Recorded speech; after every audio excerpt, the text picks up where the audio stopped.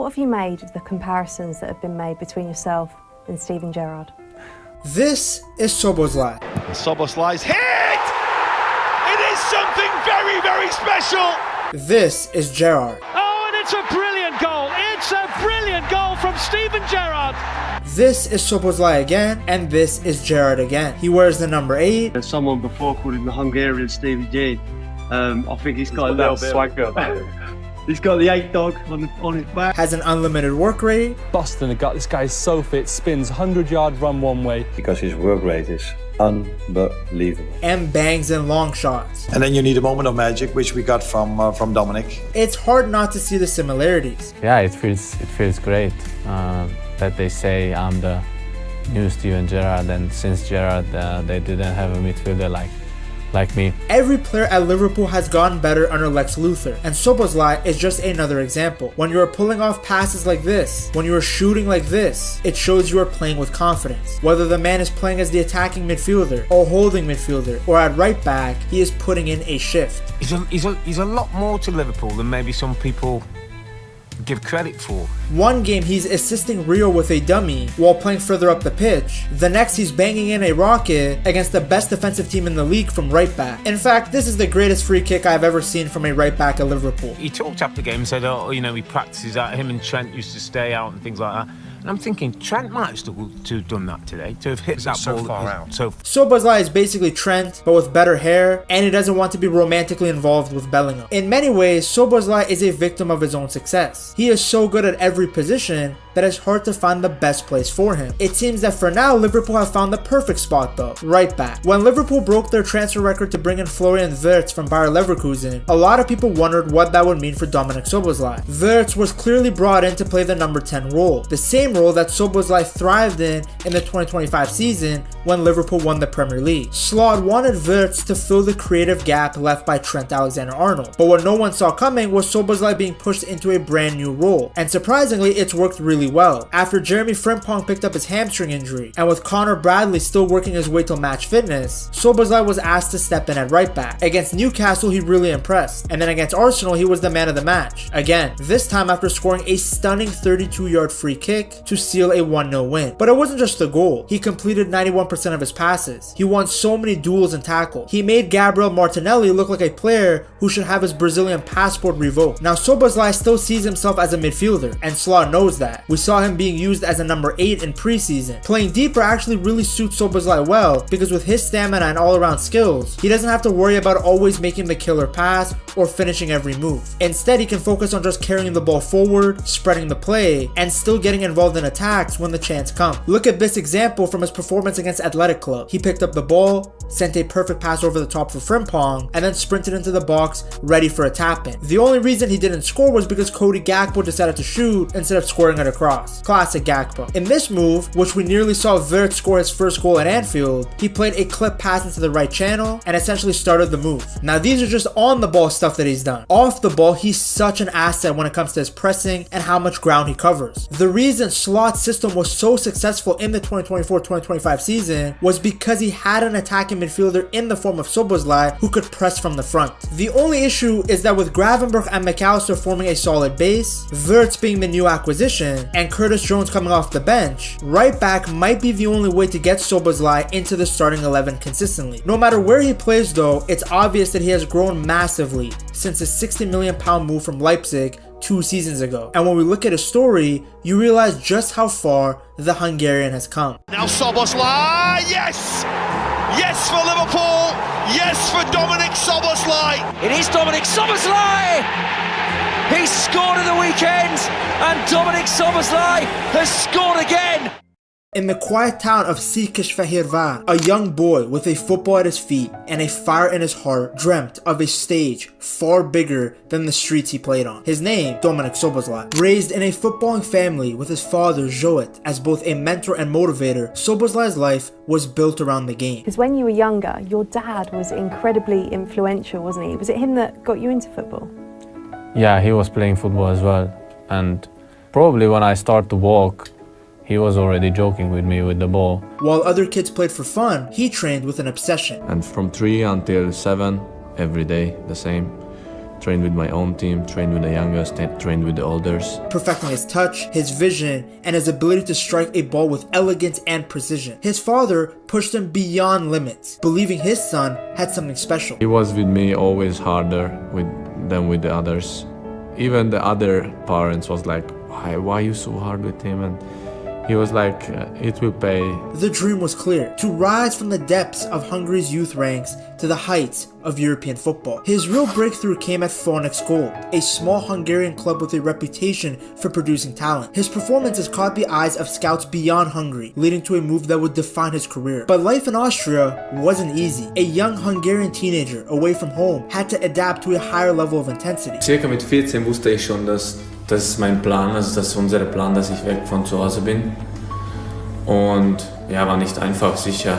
He was thrown into FC Liefering, Salzburg's reserve team, where the physicality of professional football really tested him. Many doubted whether a skinny playmaker from Hungary could handle it. Well, Szoboszlai, he answered those doubts with goals, assists, and performances beyond his years. By the time he turned 17, he was already dominating Austria's second division. His name was becoming impossible to ignore. In 2018, his moment arrived. Salzburg promoted him to the first team, and the Hungarian wonder kid was about to set Austria's Bundesliga on fire. He wasn't just a young talent anymore. He was the heartbeat of Salzburg's midfield, orchestrating attacks with his vision that seemed almost unnatural for someone so young. The 2019-2020 season proved to be his true breakout. He led Salzburg to a league and cup double, scoring 9 goals and delivering 14 assists. By now, he wasn't just a rising star in Austria, he was one of Europe's most sought-after young midfielders. By 2021, every major club in Europe had Szoboszlai on their radar. Instead of making a giant leap to an uncertain future, he took a calculated step forward, joining RB Leipzig for 20 million euros, making him the most expensive Hungarian footballer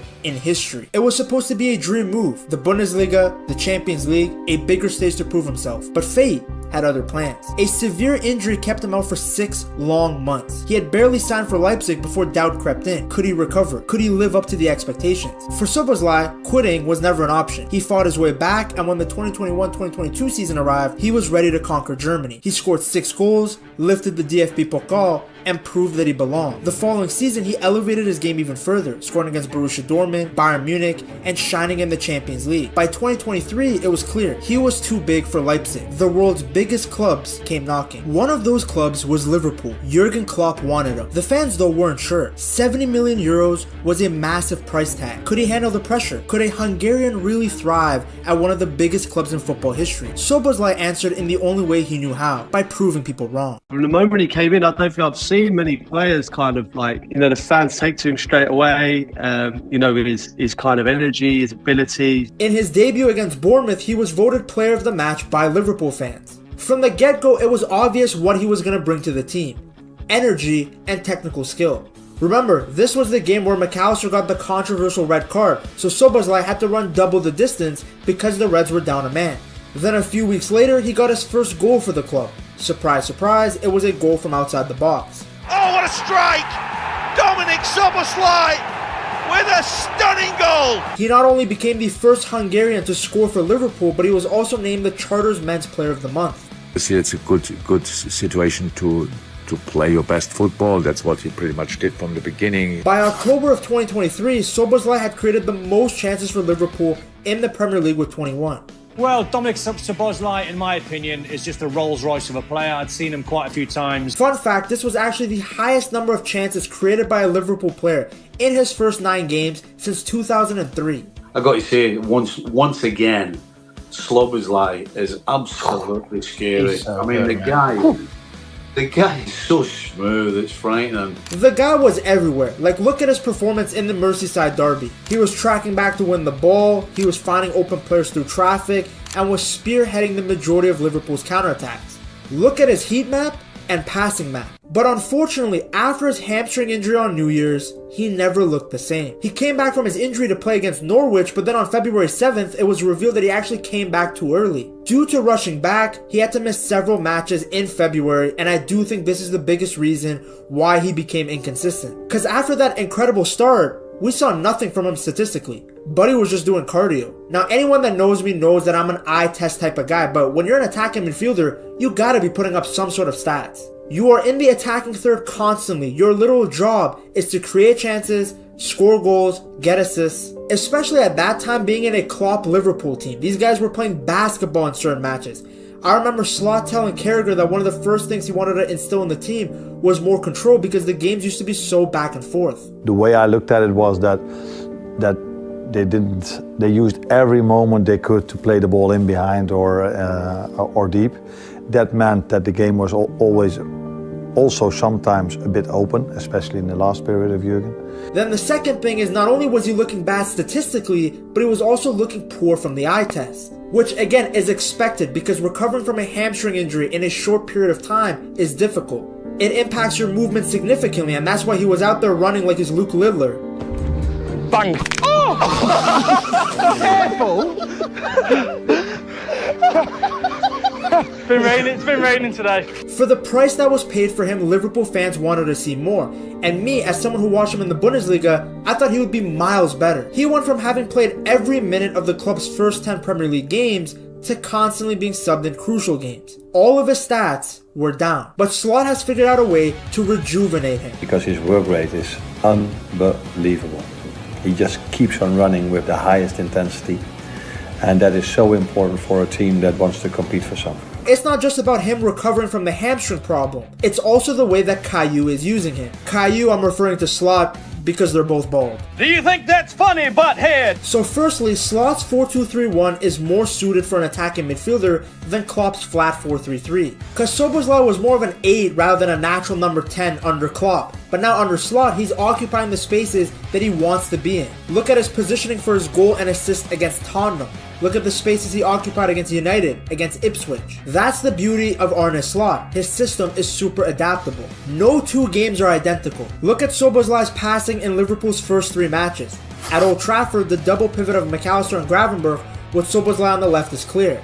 Against Ipswich, Szoboszlai and Gravenberch formed the double pivot while McAllister was higher on the left. Against Brentford, Szoboszlai was in a role more in line with the system and shape that Liverpool had been working on in preseason, with the number 10 drifting towards the right hand side. The other thing that Slot did is he's having Szoboszlai make this specific type of run. So what Szoboszlai is doing is he's been instructed to make a bunch of decoy runs to open the space for Salah. He will run through the middle diagonally in front of Salah, but behind the defender to isolate Anubis in a 1v1 situation. From there, Salah can decide whether he wants to beat his man and score like he did against Brighton, or if he wants to make a cross to the back post like he did against Chelsea.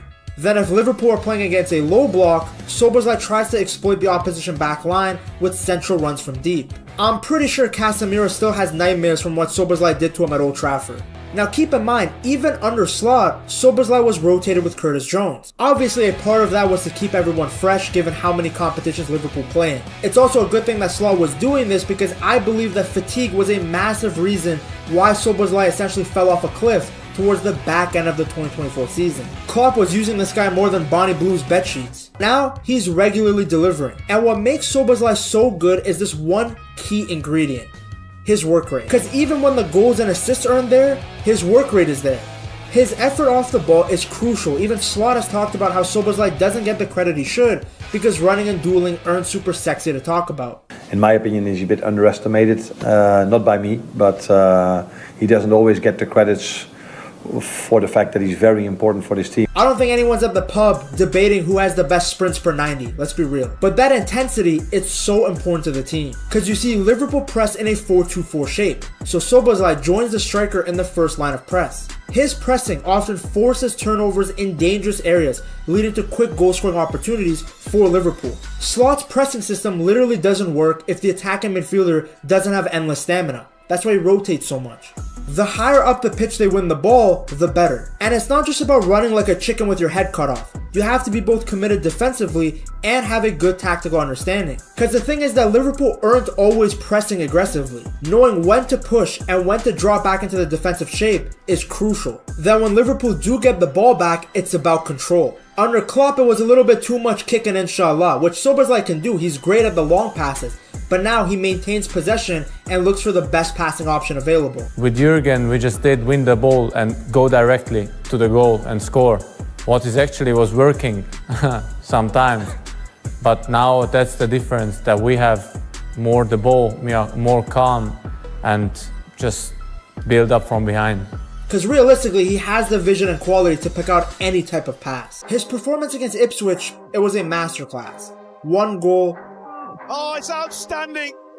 What a goal from Dominik Szoboszlai, the coolest man in the house. 91% passing accuracy, 100% pass accuracy from long balls, and he won multiple duels in the midfield. His ability to impact the game in so many different ways is exactly why Liverpool got him from Leipzig. The quality he had shown there and for the Hungary national team was that of a player that could be a star.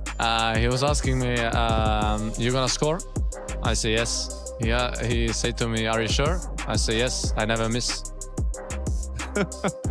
All Szoboszlai has to do is consistently create chances and score goals on top of his work rate. If he can do that, then the sky is the limit for Liverpool. Now, of course, what I said is easier said than done, but it's not like anyone's asking Szoboszlai to do something that we haven't seen from him before.